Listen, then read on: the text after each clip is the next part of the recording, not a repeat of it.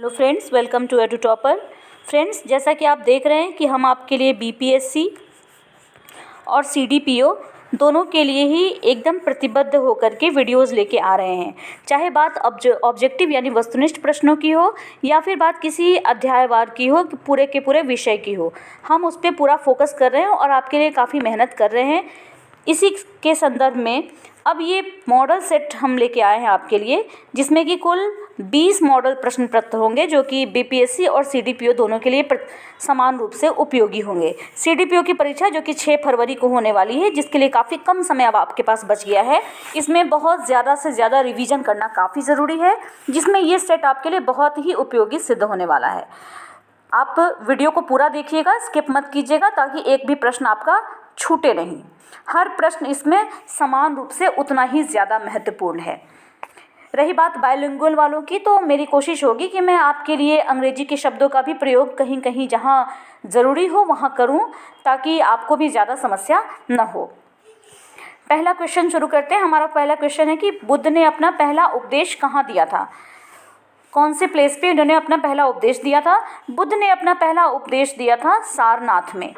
सारनाथ का दूसरा नाम ऋषिपत्तन भी है। बुद्ध को ज्ञान की प्राप्ति हुई थी बोधगया में, इन्होंने उपदेश दिया था सारनाथ में, और इनको निर्वाण की प्राप्ति हुई थी फिर कुशीनगर में।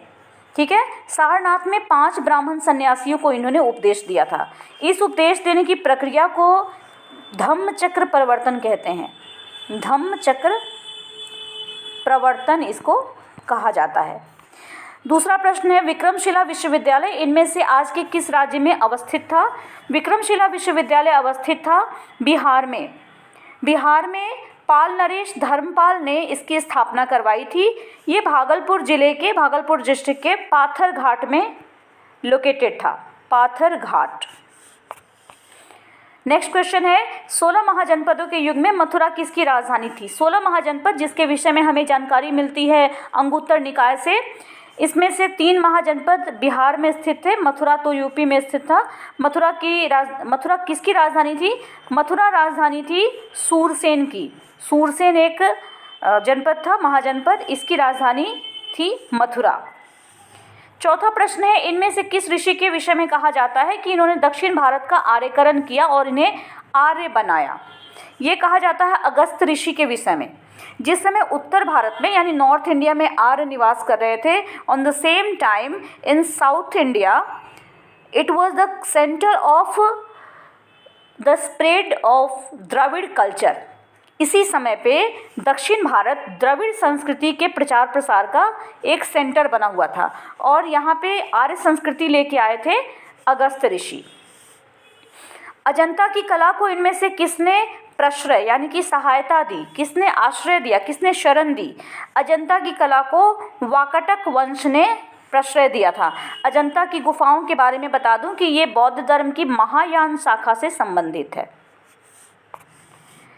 1213 ईस्वी में यानी 1213 ईस्वी में निर्मित रुद्रेश्वर मंदिर कहाँ स्थित है? रुद्रेश्वर मंदिर जो कि 1213 ईस्वी में इसका निर्माण हुआ था, ये स्थित है तेलंगाना में। तेलंगाना में इसका निर्माण काकतीय राजा गणपति देव के एक सेनापति ने करवाया था। इनका नाम रेचारला रुद्र था, जो सेनापति ने कराया था। इसी मंदिर को, इसके बारे में एक विशेष बात बता दूं, इसी मंदिर को रामप्पा मंदिर भी कहते हैं। रामप्पा मंदिर भी यही है, रुद्रेश्वर मंदिर। और ये भारत का 39वां विश्व धरोहर स्थल है। यूनेस्को ने जो वर्ल्ड हेरिटेज साइट का दर्जा दिया है, उसमें से ये 39th है भारत में। अगला प्रश्न है कि इनमें से कौन किताबे नौरस नामक पुस्तक का लेखक था? किताबे नौरस नामक पुस्तक का लेखक कौन था?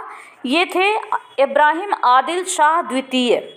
इब्राहिम आदिल शाह द्वितीय, जो कि बीजापुर सल्तनत के शासक थे, इन्होंने किताबे नौरस नाम की पुस्तक लिखी थी।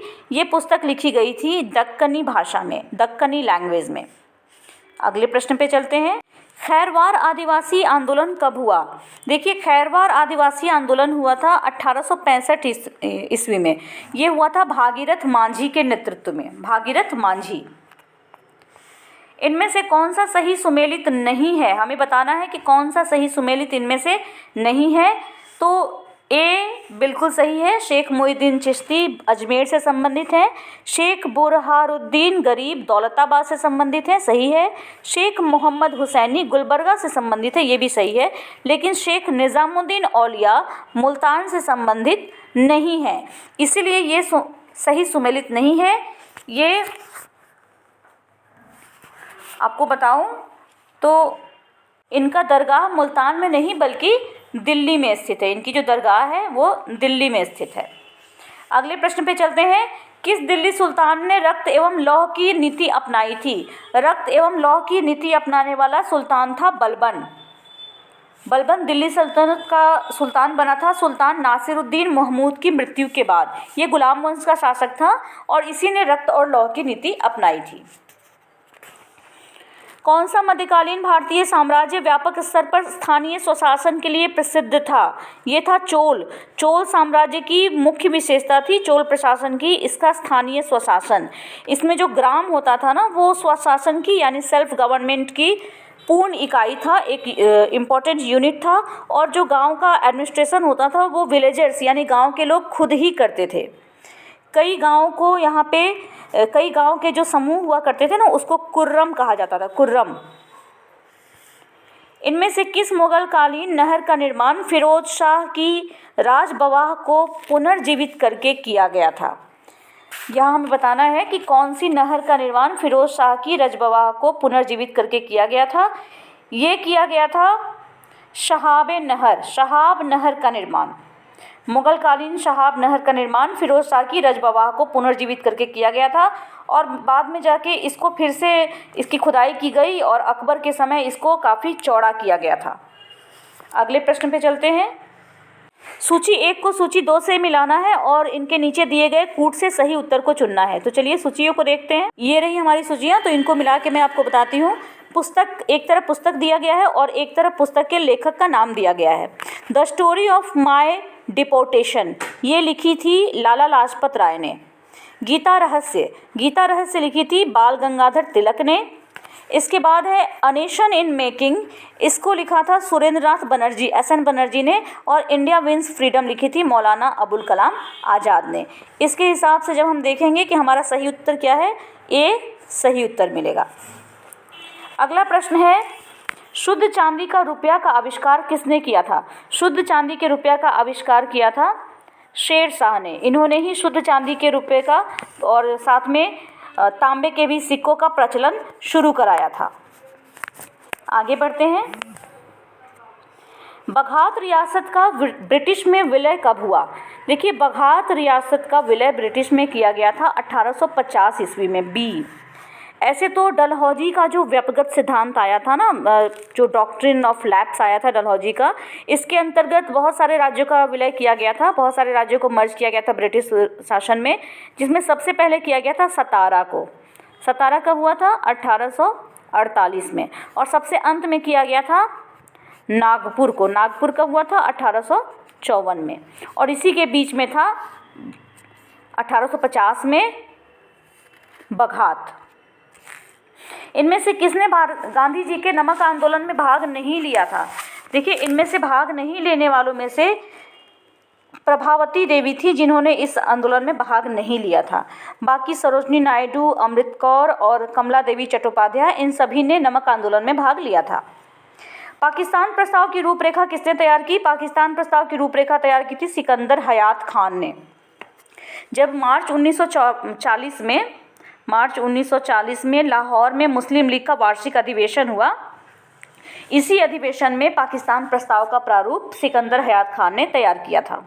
और इसे किसने पेश किया था? इसे पेश किया था फजलुल हक ने, इसे प्रस्तुत किया था। भारतीय स्वतंत्रता के समय अंग्रेजी महाराज कौन था? यानी ब्रिटेन का महाराजा इस समय कौन था? भारतीय स्वतंत्रता के समय ब्रिटेन का महाराज था जॉर्ज सस्टम। इन्हें दिसंबर 1936 में सम्राट चुना गया था और मई 1937 में ये सम्राट के रूप में इनकी ताजपोशी की गई थी, क्राउन किया गया था इनको। माउंटबेटन योजना जून 1947 ने किस प्रांत में लोक निर्णयार्थ संस्तुति नहीं की थी? यहाँ हमें बताना है कि माउंटबेटन योजना के तहत कौन से प्रांत में जनमत संग्रह नहीं किया था?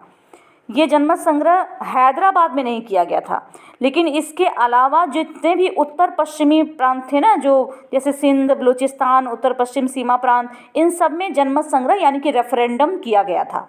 बस एक हैदराबाद में रेफरेंडम नहीं हुआ था। संथाल परगना क्षेत्र को अति प्राचीन काल में क्या कहा जाता था? संथाल परगना क्षेत्र को अति प्राचीन काल में, काफ़ी पुराने समय में, नरीखंड कहते थे, नरीखंड। साफाहोर आंदोलन किस आदिवासी समुदाय से संबंधित है? देखिए, साफाहोर, जिसे कि सफाहोर भी कहते हैं, इसे सफाहोर भी कहते हैं, ये आंदोलन संबंधित है संथाल आंदोलन से। संथाल आंदोलन से ये संबंधित है, ठीक है। इसे खेरवार आंदोलन भी कहते हैं। ये आंदोलन मुख्य रूप से एकेश्वरवाद की स्थापना से संबंधित था। कौन आदिम जनजाति है इनमें से? तो देखिए, इसमें से आदिम जनजाति है कोरवा। झारखंड की कुल 32 जनजातियां हैं, उनमें से 8 जनजातियां आदिम जनजाति हैं, जिसमें से एक है कोरवा। इसके अलावा असुर, बिरहोर, बिराजिया, परिया, साबर, माल पहाड़िया और सौरिया पहाड़िया। अगला प्रश्न है, अंडी और ओपोर तिपी नाम से प्रचलित विवाह किस आदिवासी समुदाय से संबंधित है?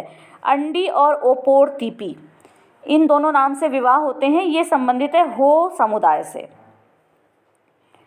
1687 ईस्वी में यानी 1687 में जब औरंगजेब ने गोलकुंडा किले पर अधिकार कर लिया, उस समय गोलकुंडा का रूलर कौन था? उस समय गोलकुंडा का रूलर था अबुल हसन कुतुब शाह।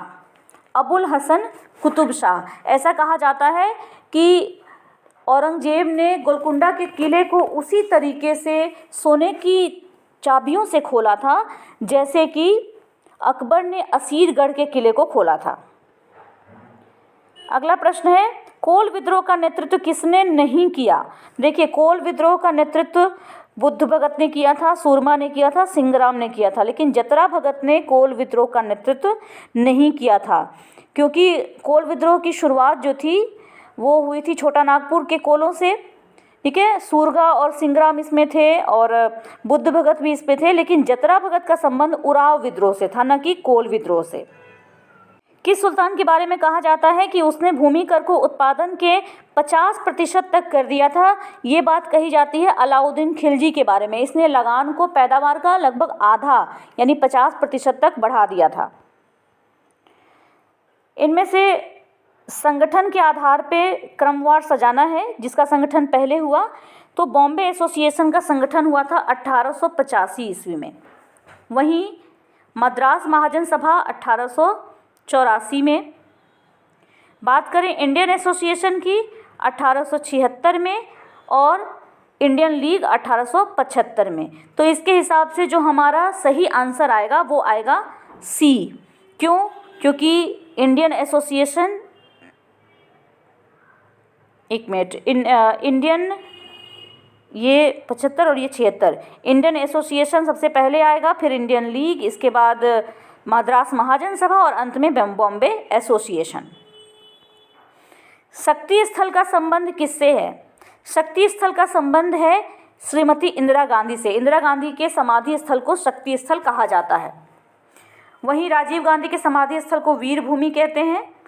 अटल बिहारी वाजपेयी के समाधि स्थल को स्मृति स्थल कहते हैं और पंडित नेहरू के समाधि स्थल को शांति वन कहा जाता है। सुल्तानी युग में बौद्धों की कौन सी शाखा सबसे अधिक प्रभावशाली थी? सुल्तानी युग में बौद्ध की थेरवाद की शाखा सबसे ज़्यादा प्रभावशाली थी। इनमें से किसे आंध्रा भोज भी कहते हैं? देखिए, आंध्रा भोज इनमें से कहते हैं कृष्णदेव राय को। कृष्णदेव राय जो थे ना, ये विजयनगर के राजा थे। इनका शासनकाल 1509 से शुरू होकर 1529 तक लगभग 20 साल था। इन्हें बहुत सारी उपाधियां इन्होंने धारण की थी। आंध्र भोज, अभिनव भोज, आंध्र पितामह, बहुत सारी उपाधियां इन्होंने धारण की थी। इनका जो शासनकाल था उसको तेलुगु साहित्य का क्लासिकल एज कहते हैं, classical as of Telugu literature. इन्हीं के दरबार में तेलुगु साहित्य के 8 दिग्गज विद्वान रहते थे, जिनको अष्टदिग्गज कहा जाता था। हेमचंद्र विक्रमादित्य भारतीय इतिहास में किस नाम से जाने जाते हैं? हेमचंद्र विक्रमादित्य को हेमू के नाम से जाना जाता है।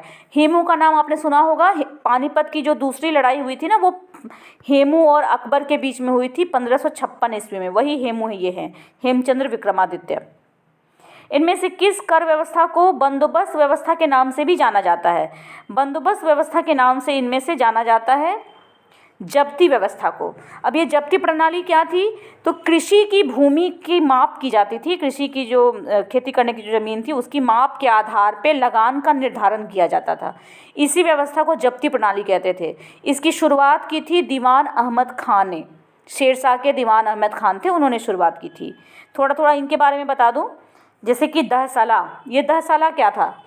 ये इसको शुरू किया था टोडरमल ने और ख्वाजा शाह मंसूर ने। ये भी लगान निर्धारण करने की एक एवरेज पद्धति थे। नस्क की बात करें तो नस्क जो था ना, ये लगान वसूली के लिए इसमें भूमि की माप के आधार पे नहीं किया जाता था। वहीं अगले ऑप्शन की अगर हम बात करें जो है कानकूट। कानकूट क्या था? इसमें उपज को ध्यान में रखा जाता था कि उपज कितनी हुई है उसके आधार पे लगान तय किया जाता था। इस तरह से हिस्ट्री के यहाँ पे प्रश्न खत्म हुए। अब इसके बाद हम भूगोल के प्रश्नों की तरफ चलेंगे। पहला प्रश्न है, भौगोलिक क्षेत्र की दृष्टि से जापान का सबसे बड़ा द्वीप कौन सा है? इसका सही उत्तर है बी, होन्शु।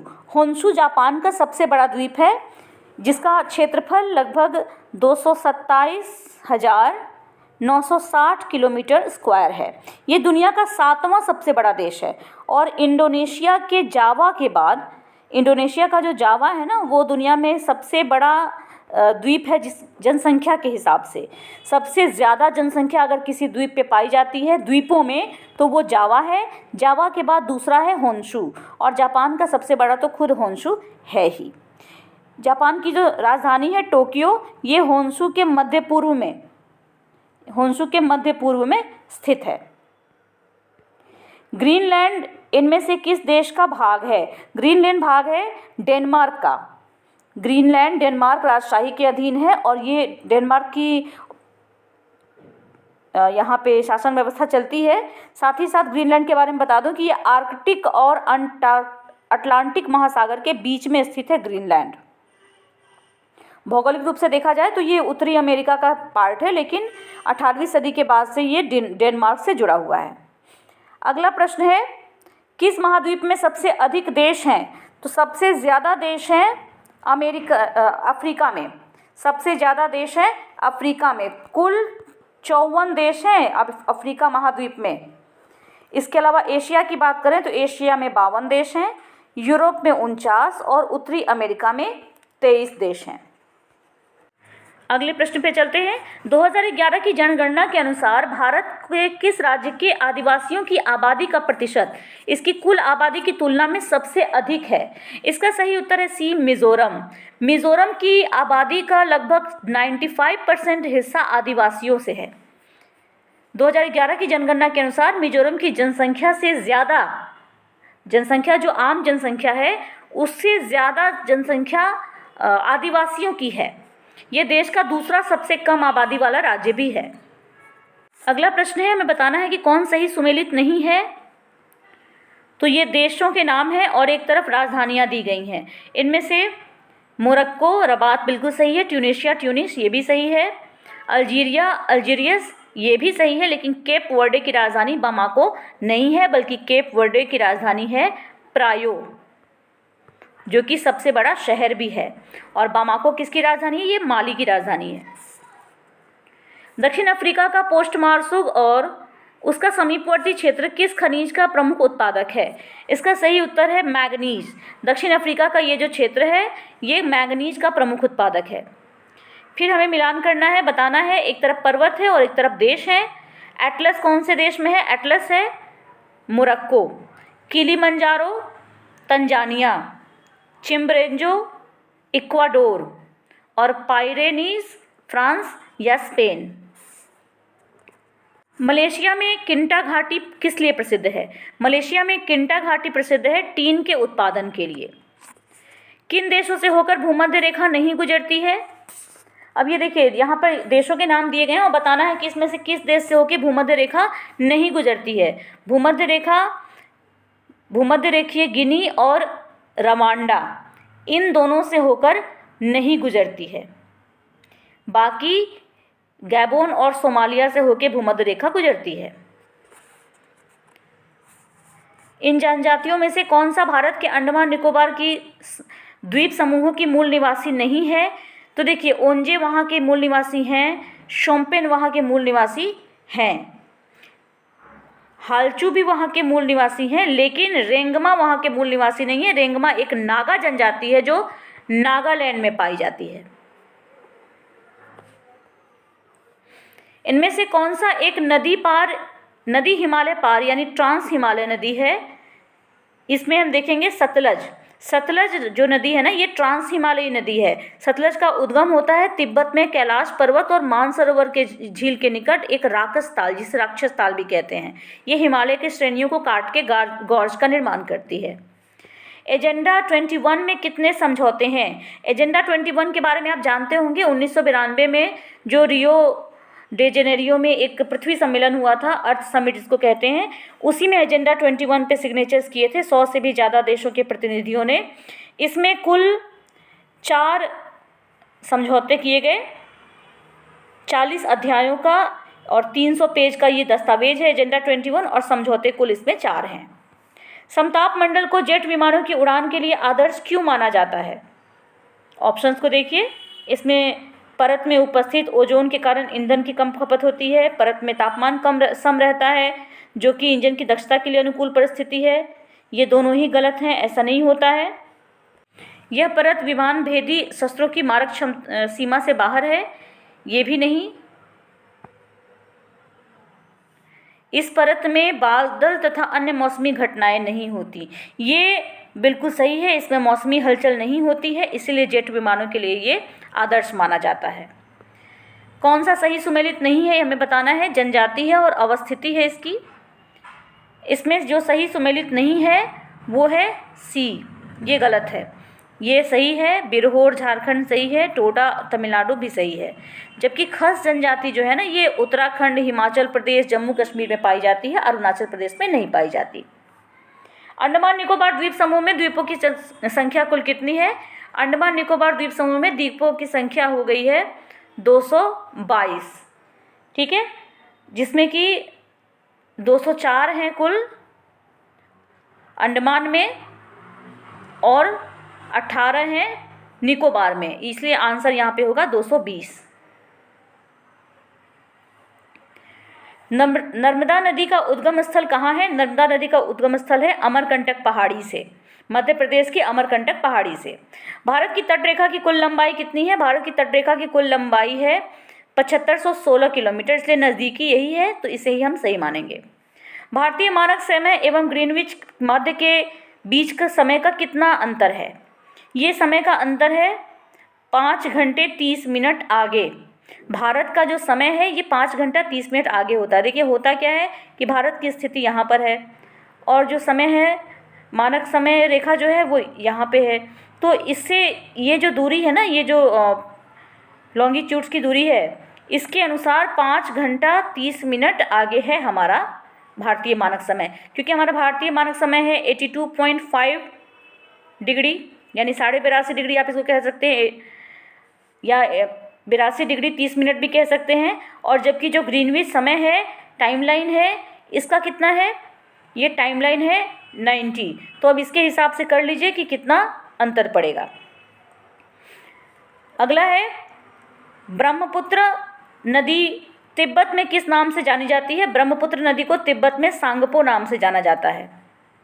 भारत का 90% अभ्रक झारखंड में पाया जाता है। इस अभ्रक को क्या कहते हैं? इसे कहते हैं रूबी वैरायटी। रूबी वैरायटी ये अभ्रक का एक प्रकार है। इनमें से कौन सी नदी एस्चुअरी नहीं बनाती? एस्चुअरी नहीं बनाने वाली जो नदी है इनमें से वो है महानदी। कौन सा बादल अत्यधिक तीव्र वर्षा के लिए उत्तरदायी है? बहुत ज़्यादा तीव्र वर्षा के लिए उत्तरदायी होता है कपासी वर्षा बादल। टाइफून नामक चक्रवात से कौन सा क्षेत्र अधिक प्रभावित होता है? टाइफून से ज़्यादा प्रभावित होता है चीन सागर का क्षेत्र। निमारी किसकी नस्ल है? देखिए निमारी गाय की एक नस्ल है। निमारी का उद्गम स्थान भारत में ही है। पॉटजोल क्या है? देखिए पॉटजोल जो है ना, ये एक प्रकार की मिट्टी है जो कि कोणधारी वनों में पाई जाती है, कोणधारी वन के प्रदेश में पाई जाती है, इसलिए ए आंसर सही होगा। कौन सी शीत धारा इनमें से है?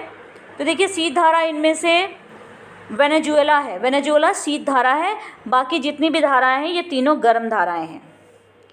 इनमें से किस वर्ष में राष्ट्रीय भूमि अभिलेख आधुनिकीकरण कार्यक्रम आरंभ किया गया था? इनमें से किस वर्ष में राष्ट्रीय भूमि अभिलेख आधुनिकीकरण कार्यक्रम प्रारंभ किया गया था? इसका सही उत्तर है ए, 2008 में। 2008 में इस कार्यक्रम को प्रारंभ किया गया था। इसके बाद हम राज्य व्यवस्था के प्रश्नों को देखते हैं। पंचायती राज संस्थाओं को 29 कार्यों की सूची किस अनुच्छेद के तहत दी गई है? ये सूची दी गई है अनुच्छेद 243 जी के तहत। 29 कार्यों की सूची पंचायती राज संस्थाओं को दी गई है। अगला प्रश्न है 73वें संविधान संशोधन कानून की वैधानिक शुरुआत किस बिल से हुई? देखिए ये प्रीवियस ईयर का क्वेश्चन भी है, बहुत महत्वपूर्ण प्रश्न भी है। इसकी शुरुआत हुई थी 64वें संविधान संशोधन बिल से। 64वें संविधान संशोधन बिल में क्या था?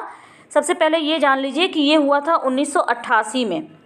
इस समय राजीव गांधी के नेतृत्व में इसे किया गया था और इस बिल को संसद में पेश किया गया, लेकिन राज्यसभा में बहुमत नहीं मिला था। ठीक है, और फाइनली बाद में जाकर के यही बिल 73वें संविधान संशोधन कानून के रूप में 73वें और 74वें के रूप में पास हो सका, कानून बन सका, जिसे हम पंचायती राज कहते हैं।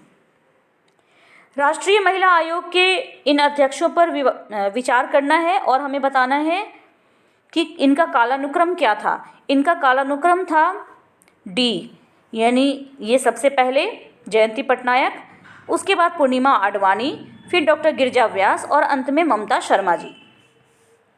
भारतीय संविधान के अनुच्छेद 371 के अंतर्गत देश किस क्षेत्र को विशेष स्थिति प्रदान की गई है?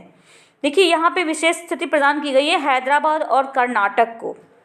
हुआ क्या है कि एक 2012-13 के आसपास एक 98वां संविधान संशोधन अधिनियम बना, जिसमें संविधान के भाग 21 में अनुच्छेद झ के बाद एक नया अनुच्छेद य जोड़ा गया 371, जिसमें कि कर्नाटक के राज्यपाल को हैदराबाद कर्नाटक क्षेत्र के विकास के लिए कदम उठाने के लिए सशक्त किया गया है। अगला प्रश्न है कि इनमें से कौन सा एक सही सुमेलित नहीं है? तो यहाँ हम देखेंगे कि ए सही है, बी भी सही है, सी सही सुमेलित नहीं है, डी भी सही है।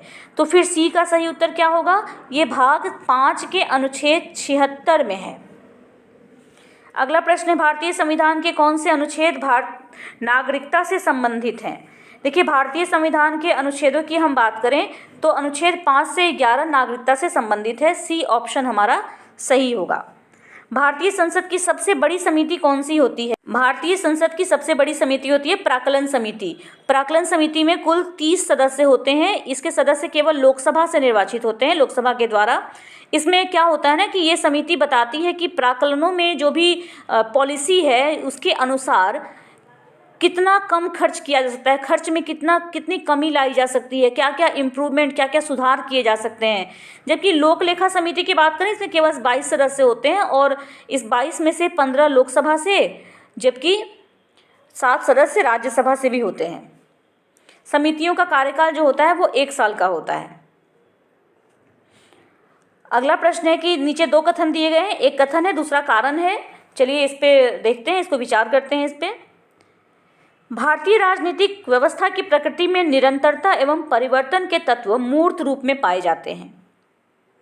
यहाँ पर कहा जा रहा है कि भारत का जो पॉलिटिकल सिस्टम है, इसके नेचर में निरंतरता और परिवर्तन, यानी कंटिन्यू बना भी रहेगा और समय समय पे चेंजेस भी होंगे। ये बातें मूर्त रूप में पाई जाती हैं। बिल्कुल सही है, ये एकदम सही है। और दूसरा कारण में क्या दिया गया है कि भारतीय राजनीतिक व्यवस्था में निम्न राजनीतिक शैलियों जैसे कि आधुनिक शैली, परंपरागत शैली और संत शैली के तत्व समाहित हैं। बिल्कुल सही। इसमें मॉडर्न बातें भी हैं, कुछ ट्रेडिशनल बातें भी हैं और कुछ ऐसी चीज़ें भी हैं जिनको टाइम के अनुसार से चेंज किया जा सकता है। इसीलिए कथन ये सही है और ये इसका सही स्पष्टीकरण है। ये कारण बताता है कि इस वजह से, इस कारण से हम इस स्टेटमेंट को कह पाते हैं। इसलिए हमारा आंसर क्या सही होगा? ए। अगले प्रश्न को देखते हैं। राज्यों में मुख्यमंत्री सहित मंत्रिपरिषद में मंत्रियों की न्यूनतम संख्या कितनी हो सकती है? ये संख्या न्यूनतम हो सकती है 12। 12 से कम नहीं हो सकती, 12 से ज़्यादा हो सकती है। हालांकि ज़्यादा होने में भी विधानसभा के सदस्यों की कुल संख्या के 15% से ज़्यादा नहीं होगी और न्यूनतम 12 होगी। भारत के सर्वोच्च न्यायालय ने संविधान के आधारभूत ढांचे के सिद्धांत को किस में स्पष्ट किया? ये स्पष्ट किया था केशवानंद भारतीवाद 1973 में। यानी इसमें कहा गया था कि हमारे संविधान का जो भी उद्देशिका में यानी कि प्रस्तावना में जो भी वर्णन किया गया है, ये पूरा का पूरा संविधान इसी पर टिका हुआ है, इसलिए इसमें से किसी चीज़ को हटाया नहीं जा सकता, क्योंकि संविधान का यही पूरा ढांचा है। अगला प्रश्न है, भारतीय नागरिकता नहीं प्राप्त की जा सकती है किसके द्वारा? भारतीय नागरिकता किसी बैंक में धन जमा करके नहीं प्राप्त की जा सकती। 11वीं अनुसूची के अनुसार पंचायती राज संस्थाओं को कितने विषयों पर नियंत्रण करने का अधिकार दिया गया है? इसका सही उत्तर है 29। पंचायती राज संस्थाओं को 29 विषयों पर नियंत्रण का अधिकार दिया गया है। राज्य वित्त आयोग एक किस प्रकार की संस्था है? देखिए, राज्य वित्त आयोग है संवैधानिक संस्था। ये संवैधानिक संस्था है। इसका उपबंध संविधान के भाग 9 में किया गया है। 9 तथा 9 क के अनुसार पंचायतों के संबंध में इसका प्रबंध, इसका प्रावधान किया गया है। 73वां प्रश्न है कि लोकसभा में सदस्यों की संख्या किस वर्ष के आधार पर तय की गई है? लोकसभा में सदस्यों की जो संख्या है वो तय की गई है 1971 को आधार वर्ष बनाकर। आगे बढ़ते हैं। इनमें से किसे भारत के सर्वोच्च नागरिक सम्मान भारत रत्न से सम्मानित नहीं किया गया है? देखिए, भारत रत्न से सम्मानित दीनदयाल उपाध्याय जी को नहीं किया गया है, बाकी तीनों को भारत रत्न से सम्मानित किया जा चुका है। भारत रत्न में क्या होता है? भारत रत्न में एक तांबे का बना हुआ पीपल का पत्ता होता है, जो कि एक मेडल होता है, और इस पीपल के पत्ते पर एक प्लेटिनियम का सूर्य जैसा बना होता है, काफ़ी चमकता हुआ, और इसके नीचे चांदी से भारत रत्न लिखा होता है। अगला प्रश्न है, मूल संविधान में कितनी अनुसूचियां हैं? मूल संविधान में कुल 8 अनुसूचियां थीं। आज के समय में इसमें 12 अनुसूचियां हो चुकी हैं। वर्तमान समय में संविधान में गणना और की दृष्टि से कितने अनुच्छेद और अनुसूचियां हैं? वर्तमान समय में अगर गणना की दृष्टि से हम देखें तो कुल 390 अनुच्छेद और 5 अनुसूचियां हैं। ठीक है, वर्तमान समय में कुल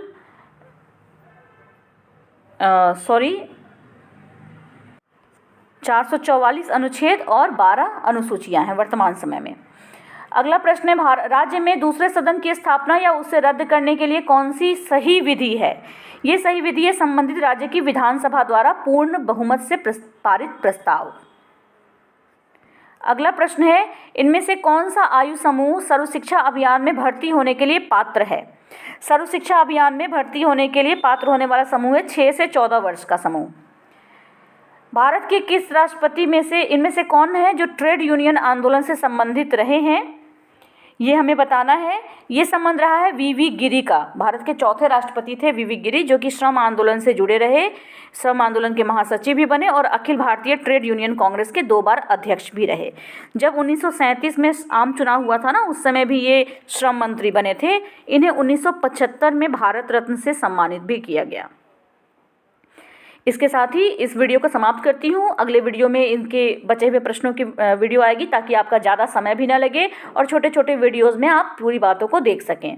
थैंक यू।